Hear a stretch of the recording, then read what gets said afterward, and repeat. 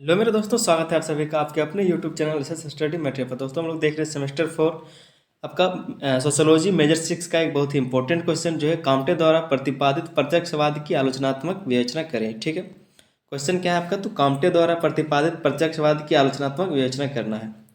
सबसे पहले हम लोग समझेंगे काम्टे कौन थे और इनका जो दिया हुआ प्रत्यक्षवाद का सिद्धांत था उसके बारे में हम लोग आज डिस्कस करेंगे। ठीक है, चैनल पर अगर नहीं तो चैनल को आप लोग सब्सक्राइब कर लीजिए, साथ ही अपने दोस्तों तक भी इस वीडियो को शेयर कर दीजिए, क्योंकि आपका सारा सेमेस्टर का तैयारी जो इस चैनल पर कराया जाएगा और आपका जो सेमेस्टर 4 का है पूरा तैयारी इस चैनल पर कराया जाएगा। आइए समझते हैं इस क्वेश्चन के आंसर को। सबसे पहले आप समझ लीजिए कि अगस्ट काम्टे कौन थे। अगस्ट काम्टे को कहा जाता है कि इनको समाजशास्त्र का जनक के रूप में देखा जाता है। ठीक है, इन्होंने ही समाजशास्त्र को बनाया है। पहले जो है समाजशास्त्र को दूसरे तरह से पढ़ा, दूसरे सब्जेक्ट के साथ जोड़ के पढ़ा जाता था, लेकिन आज जो है इसको एक अलग सब्जेक्ट बना दिया गया है। तो इसमें जो सबसे बड़ा हाथ है इन्हीं का है, अगस्ट काम्टे का। इसके बारे में हम लोग पहले थोड़ा सा जान लेते हैं, उसके बाद आगे हम लोग इस क्वेश्चन के आंसर डिस्कस करेंगे। ठीक है, ये जो प्रत्यक्षवाद का सिद्धांत है इसी के द्वारा दिया गया था, अगस्ट काम्टे के द्वारा, इनके द्वारा दिया गया था।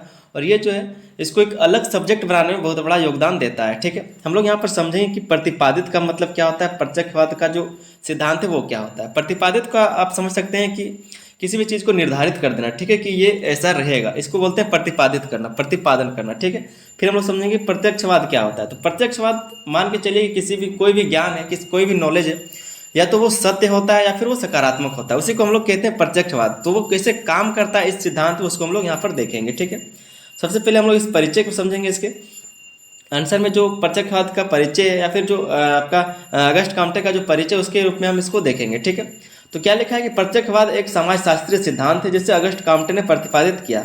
प्रत्यक्षवाद क्या है? तो समाजशास्त्रीय सिद्धांत है जिसे अगस्ट काम्टे ने क्या प्रतिपादित किया है, बनाया है, आपका निर्धारित किया है। ठीक है, तो यह विज्ञान की पद्धति को सामाजिक अध्ययन में लागू करने पर बल देता है। इसका उद्देश्य तथ्यों और अनुभव पर आधारित सामाजिक अध्ययन को वैज्ञानिक आधार पर प्रदान करना था। हालांकि इस सिद्धांत के कई आलोचनाओं का सामना करना पड़ा।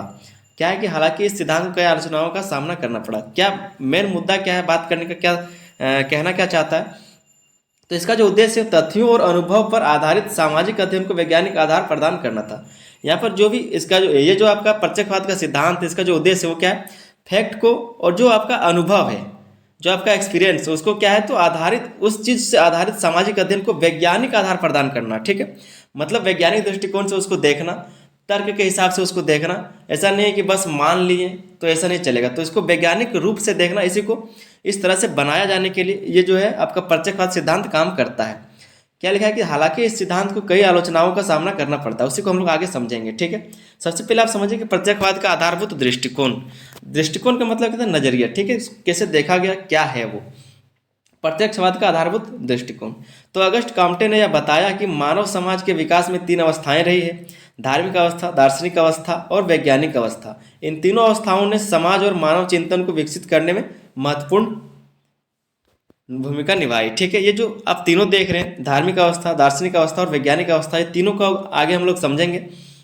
इन्होंने क्या किया, तो प्रत्यक्षवाद के सिद्धांत को बनाने के लिए क्या है तो एक महत्वपूर्ण भूमिका निभाया है, ताकि समाज जो अच्छे से चल सके। और ये जो आपका समाज शास्त्र वो एक अलग सब्जेक्ट में आज हम लोग जो पढ़ते हैं वो कैसे अलग हुआ उसके बारे में हम लोग जानेंगे। सबसे पहले आपका धार्मिक अवस्था। धार्मिक अवस्था में क्या होता था कि पहले जो लोग थे, वो क्या होता था, किसी भी चीज़ को, किसी भी घटना को भगवान से जोड़ते थे, ईश्वर से जोड़ते थे, कि ईश्वर के मर्जी से ये सब हुआ था। ठीक है, कोई भी घटना हुआ, कोई भी आपदा आ गया या फिर कोई भी विपदा आ गया या फिर कोई भी अच्छा काम हुआ, बुरा काम हुआ, उसको भगवान से जोड़ते थे, ईश्वर से जोड़ते थे, कि भगवान की मर्जी से ये सब कुछ हुआ है और जो भी होता है सब उन्हीं के मर्जी से होता है। ठीक है, और पहले के ज़माने में क्या होता था, मतलब पहले के जब आर्थिक धार्मिक अवस्था था उस समय क्या होता था, तो पौराणिक और धार्मिक कथाएं समाज में प्रमुख होती थी। वो जो पौराणिक या फिर धार्मिक अवस्था जो प्रमुख होता था, और जो धार्मिक नेता होते थे, जो धार्मिक नेता होता था उसको ज़्यादा मान्यता प्राप्त होता था। इसी को हम लोग पढ़ के एक बार समझते हैं, क्योंकि आप लोग के पास टाइम नहीं होगा तो हम एक बार आपको पढ़ देते हैं और आपको अच्छे से समझा देते हैं। ठीक है, तो धार्मिक अवस्था में क्या होता था, तो यह अवस्था मानव इतिहास की प्रारंभिक अवस्था है जिससे मनुष्य अपने चारों ओर की घटनाओं को समझने के लिए धार्मिक या अलौकिक शक्तियों पर विश्वास करता था।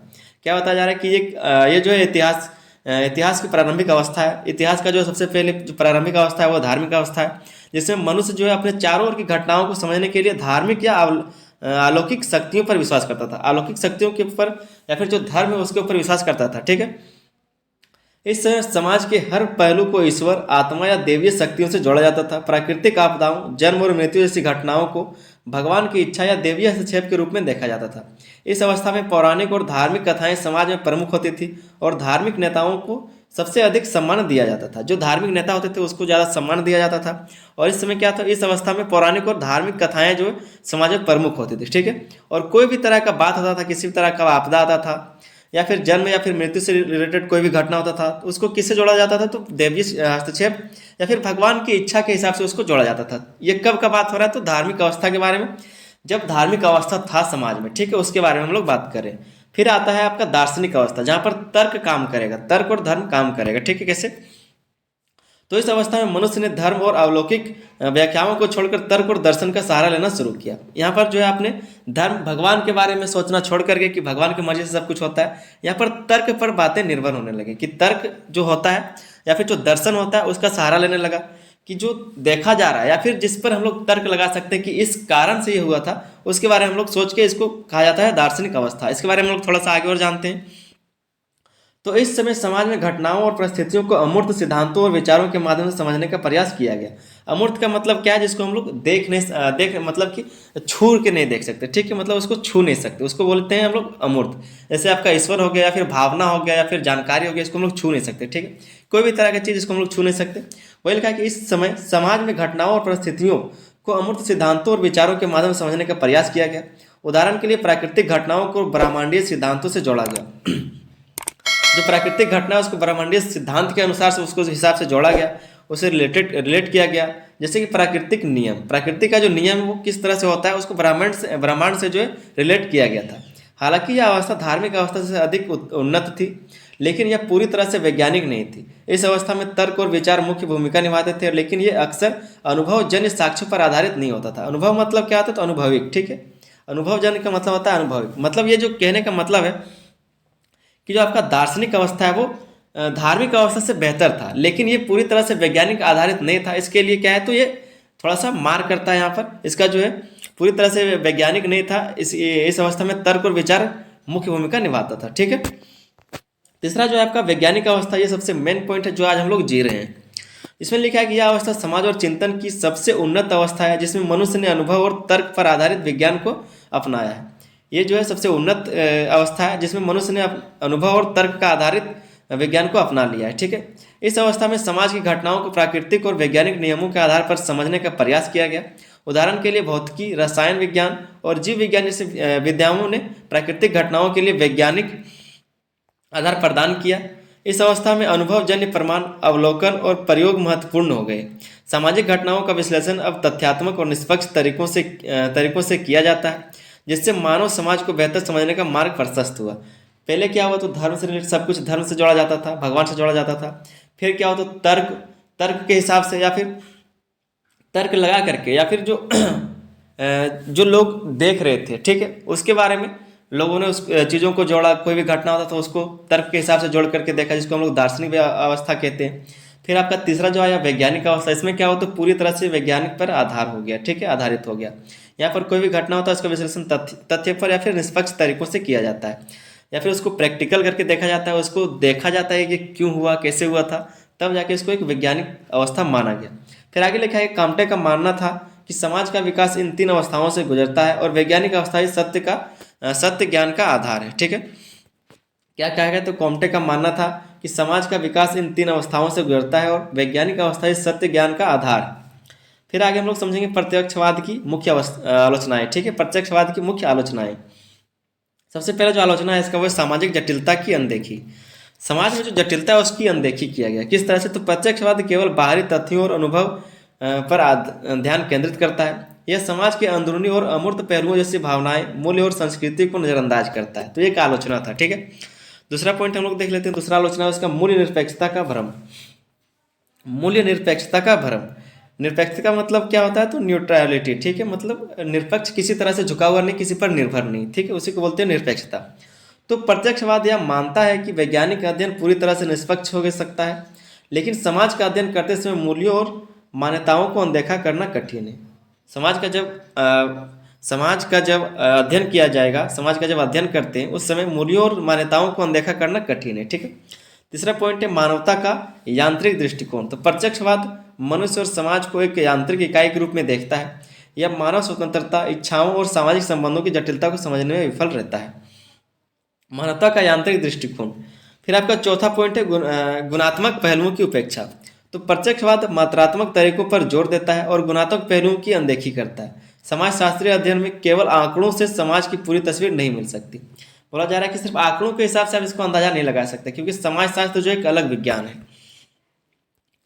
पांचवा आलोचना है इसका, तो आलोचना के प्रति संवेदनशील। ठीक है, संवेदनशील। प्रत्यक्षवाद हर विचारधारा और सिद्धांत को वैज्ञानिक तर्क के आधार पर स्वीकारने की बात करता है, लेकिन यह खुद अपनी आलोचना के प्रति लचीला नहीं है। ये जो अपनी आलोचना है, मतलब ये खुद नहीं मानता कि ये सब मेरी आलोचनाएं या फिर मैंने इन सब चीज़ों को किया है। ठीक है, मान के चलिए, फिर से एक बार समझिए कि आलोचना के प्रति असंवेदनशील है ये। ठीक है, मतलब प्रत्यक्षवाद हर विचारधारा को और सिद्धांत को वैज्ञानिक तर्क के आधार पर स्वीकारने की बात करता है। मतलब ये बोलता है कि मेरा जो भी तर्क है ये सब क्या है, तो विज्ञान पर आधारित है, विज्ञान पर आधारित है, लेकिन यह खुद अपनी आलोचना के प्रति लचीला नहीं। मतलब ये जो आलोचना है आप यहाँ पर देख रहे हैं कि ये विज्ञान पर पूरी तरह से आधारित नहीं, ये खुद ही नहीं मानता, जबकि ये कह रहा है कि हम सब कुछ विज्ञान के आधारित करते हैं। छठा पॉइंट है आपका सांस्कृतिक विविधता की अनदेखी। तो समाज के अध्ययन में केवल विज्ञान के सार्वभौमिक का मतलब क्या है, जो हर जगह हो। ठीक है, जिसको हम लोग यूनिवर्सल भी कहते हैं। तो समाज के अध्ययन में केवल विज्ञान के सार्वभौमिक नियम लागू करना संभव नहीं है, क्योंकि विभिन्न समाजों की सांस्कृतिक पृष्ठभूमि भिन्न होती है। विभिन्न जो समाज है उसकी जो सांस्कृतिक पृष्ठभूमि है, जो उसका बैकग्राउंड है, वो अलग होता है। ठीक है, सातवां पॉइंट है भावनात्मक और नैतिक पक्षों की अवहेलना। तो प्रत्यक्षवाद केवल ठोस तथ्यों पर आधारित है और मानवीय अनुभवों के भावनात्मक और नैतिक पक्षों का महत्व देना देता है। ठीक है, देता है। तो भावनात्मक और नैतिक पक्षों की अवहेलना करता है। फिर हम लोग निष्कर्ष को देखेंगे। निष्कर्ष में आपको लिखना है कि प्रत्यक्षवाद ने समाजशास्त्र को वैज्ञानिक आधार देने में महत्वपूर्ण योगदान दिया और इसे एक स्वतंत्र अनुशासन के रूप में स्थापित किया। हालांकि इसकी सीमाएं यह दर्शाती है कि सामाजिक अध्ययन केवल विज्ञान तक सीमित नहीं हो सकता। समाज के गुणात्मक, भावनात्मक और सांस्कृतिक पहलुओं का भी अध्ययन आवश्यक है। इसलिए आधुनिक समाजशास्त्र ने प्रत्यक्षवाद के साथ साथ अन्य दृष्टिकोण को भी अपनाया। तो ये आपका क्वेश्चन का आंसर था। उम्मीद करते हैं कि आपको समझ में आ गया होगा। दोस्तों, अगर पूरा आपका जो भी इंपॉर्टेंट क्वेश्चन सारा का आप आंसर चाहते हो तो आप कमेंट में कहिए, कमेंट कीजिएगा तो हम सारा क्वेश्चन का आंसर ला देंगे। ठीक है, चलिए मिलते हैं वीडियो में, तब तक के लिए धन्यवाद। जय हिंद।